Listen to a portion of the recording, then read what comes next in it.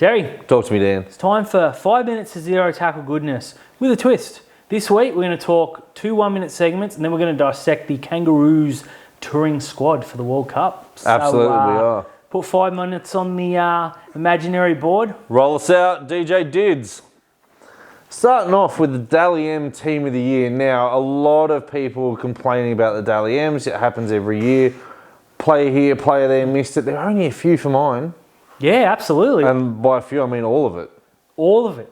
Well, Dylan Edwards was fullback of the year for mine. Okay, fair enough. Ronaldo Mulatalo should have been in there over either of the other wingers. Fair enough. Payne Haas, look, I know he had good stats and they were better than some of the other props, but no. Yes, Haas, I absolutely agree. I could make a case for Isaiah Papali'i or Sean Lane to be in there over Kickout or Nanai. Look fair, okay. Yeah. And the other thing as well is that Api Coruscant was named the Dally M Hooker of the Year, but Harry Grant finished with more points. Like, what are they doing here? Yeah, I don't know what the selection criteria is anymore. It used to be purely based on points. Everyone blew up. Now it seems to be whatever they reckon. So it's a strong side. I don't think there's too many huge errors. Payne Haas is a big one for mine. Congratulations to Nico Hines. Clive Churchill Medallist. Dan, I've seen people saying that Dylan Edwards didn't deserve it. Best player on the park for mine. Best player in the park. Best tackle in grand final history, and I know there's been some beauties. Or nah. No, I think it's better. You can't, they were up 22-0. Doesn't matter. Pure tackle, best ever. Scott Sattlers was better. Best ever. No. He was fantastic. There's been, okay, last year I thought Cleary was maybe a little bit lucky, whatever. This year I'm looking, there's only one choice and they got it absolutely right. Yeah, look, 277 metres, 2 try assists. The tackle. A bucket load of tackle breaks. The tackle, just so safe though. His positioning is the best in the competition. Yeah, years ago, anytime you put up a high ball, you knew he was going to make a mistake. Now you put up a high ball and you're like, oh, he ain't dropping this. Yeah, he's got it. And they started kicking away from him. They were kicking to Brian Toto. Yeah, look, loss. Yeah, look, I think they got it absolutely right. For mine, the only other options were Brian Toto or Moses Leota, but it was Dylan Edwards all day, baby. 100%. You've got a problem with the Kangaroos team that's been named. I have multiple problems with the Kangaroos side. Now, first, it's a strong side. It'll probably win the World Cup. A lot of people saying the Kiwis have become favourites after seeing the side. I don't agree.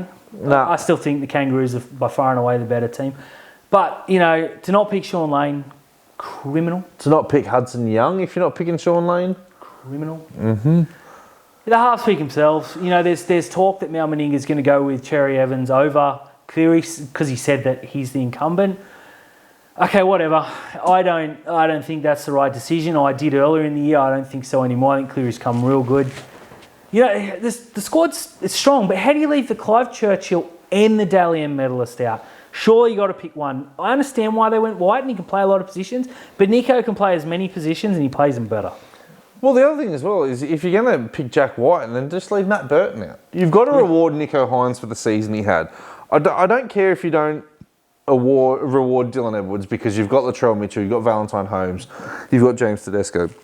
But if you're talking about a pure player who can just slot in everywhere, you've got Nico Hines who can do it. The other thing as well, if Mal Meninga goes with Daly Cherry Evans in the World Cup final over Nathan Cleary, he's got rocks in his head. I understand Cherry Evans won the Origin and he was the captain. Congratulations.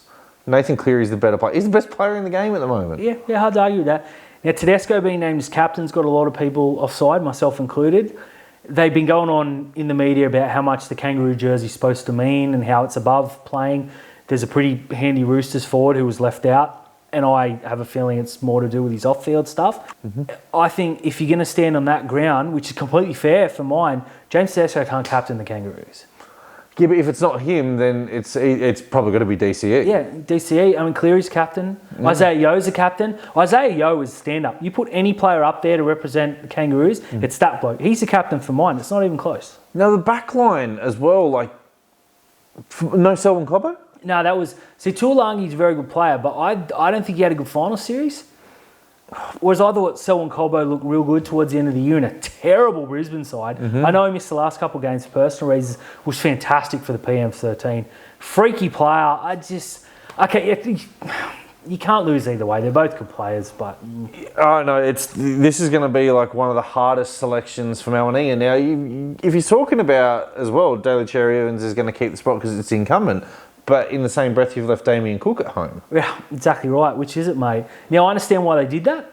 But How did Jake Travojevic get himself a ticket? I don't know. There's 5 or 6 players that would have picked over him. I knew they would pick him, again, incumbency. But look, the Kangaroos will still win the title. They'll lift the trophy. But a few players, a few head scratches for me. Nicho Hynes, unlucky.